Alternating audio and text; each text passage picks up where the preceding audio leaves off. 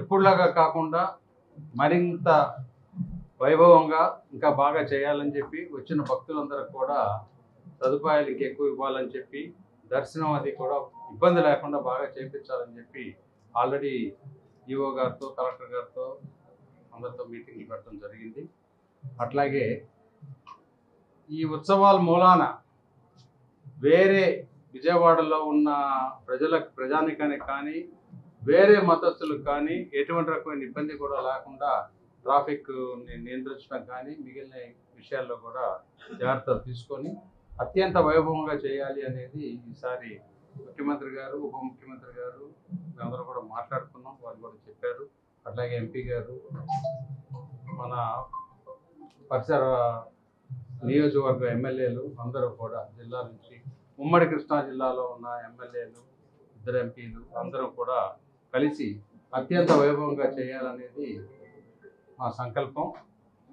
దాంతోపాటు ఎట్టి పరిస్థితుల్లోనూ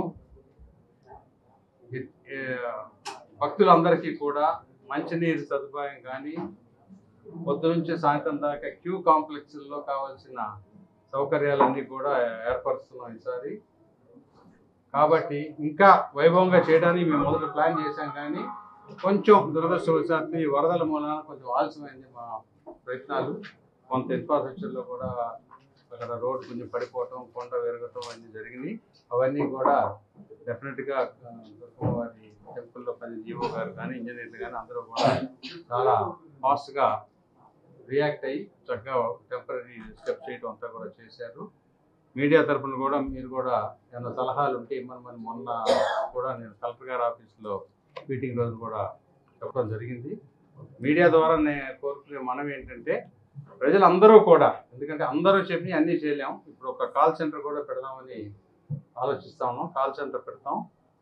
వాళ్ళ ఐడియాలు ఏమైనా ఉంటే, ఆలోచనలు ఏమైనా ఉంటే తప్పకుండా మీరు సలహాలు ఇవ్వండి. వీలైనంత వరకు ఆ సలహాలన్నీ కూడా మేము తీసుకొని ఇంకా బాగా సదుపాయాలు కల్పించే విధంగా ప్రయత్నం చేస్తామని చెప్పి సెలవు తీసుకుంటాం. దుర్గా మల్లేశ్వరి స్వామివారి ఆలయం ఆధ్వర్యంలో క్రోధినామ సంవత్సర దసరా ఉత్సవాలు ప్రారంభం 3వ తారీఖు నుంచి 12వ తారీఖు జరుగుతున్న సందర్భంగా ఇవాళ ఏర్పాట్ల పర్యవేక్షణ, అంతేకాకుండా ఉత్సవ కమిటీ ఉత్సవ బ్రోచర్లకి రిలీజ్కి గౌరవ ఎమ్మెల్యే సుజనా చౌదరి గారు, గుడివాడ ఎమ్మెల్యే రాము గారు అందరి మధ్య ఈ బ్రోచర్ ఓపెన్ చేయటం చాలా ఆనందంగా ఉంది. నిజంగా విజయవాడ అంటేనే కనకదుర్గ దేవాలయం. విజయదశమి వేడుకలు విజయవాడలో ఎప్పుడూ ఘనంగా జరుగుతాయి.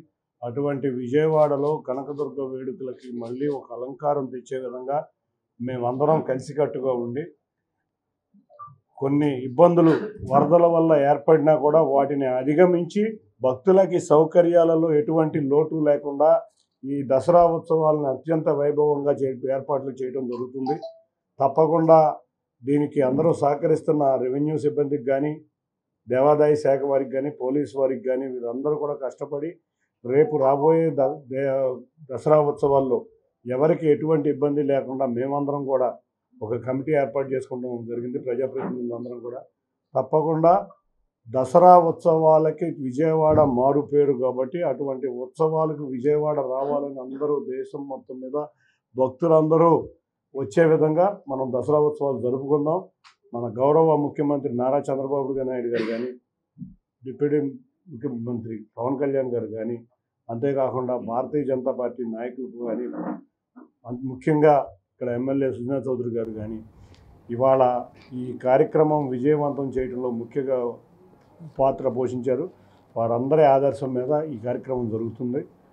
ఇంకొకటి, మనమందరం కూడా చాలా ఇబ్బందులు పడినా కూడా అమ్మవారిని ఒకటే కోరుకుందాం, విజయవాడకి వరదల నుంచి, ఈ డ్రైనేజ్ ముప్పు నుంచి, అంతేకాకుండా ఆంధ్రప్రదేశ్ రాష్ట్రాన్ని సుభిక్షంగా ఉంచే విధంగా ఉండాలని దసరా నవరాత్రుల సందర్భంగా అమ్మవారిని కోరుకుంటూ, మన ముఖ్యమంత్రి వర్యులు నారా చంద్రబాబు నాయుడు గారు ఎట్లాగో ఆంధ్రప్రదేశ్ రాష్ట్రాన్ని సుభిక్షంగా తీసుకువెళ్తున్నారు, అట్లాగే ఈ అమ్మవారి దయ వల్ల కూడా మనందరం బాగుండాలని కోరుకుంటూ అందరికీ ధన్యవాదాలు.